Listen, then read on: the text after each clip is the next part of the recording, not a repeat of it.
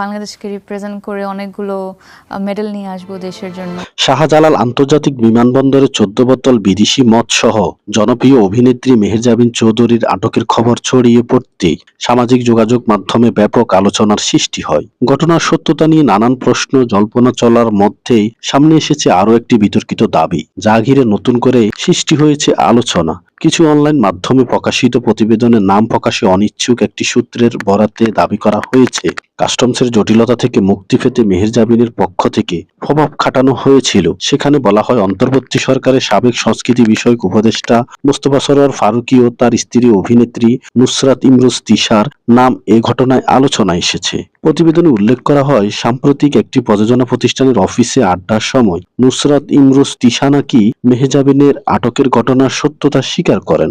আরও দাবি করা হয়, বিমানবন্দরে আটকের পর মেহেজাবিনের পক্ষ থেকে তিশা ফারুকীর সঙ্গে যোগাযোগ করা হয় এবং পরে প্রভাব খাটিয়ে বিষয়টি সমাধান করা হয়। এমন কথাও নাকি এই আড্ডায় উঠে আসে। তবে এই বিষয়ে কারো পক্ষ থেকে এখনো পর্যন্ত কোনো আনুষ্ঠানিক বক্তব্য পাওয়া যায়নি। কাস্টমস কর্তৃপক্ষ এই বিষয়ে প্রকাশ্যে কিছু জানায়নি, ফলে প্রকাশিত দাবিগুলোর সত্যতা নিয়ে ধোঁয়াশা তৈরি হয়েছে। বিমানবন্দরে নির্ধারিত সীমার বেশি মদ বহনের ক্ষেত্রে আইন অনুযায়ী শুল্ক আরোপ বা জব্দের বিধান রয়েছে। এই ধরনের ঘটনা প্রভাব খাটানোর অভিযোগ প্রমাণিত হলে তা গুরুতর অপরাধ হিসেবে বিবেচিত হতে পারে। এদিকে সামাজিক যোগাযোগ মাধ্যমে কেউ কেউ বিষয়টিকে গুজব বলে উড়িয়ে দিয়েছেন, আবার অনেকে নিরপেক্ষ তদন্তের দাবি তুলেছেন। সব মিলিয়ে বিষয়টি এখনো স্পষ্ট নয়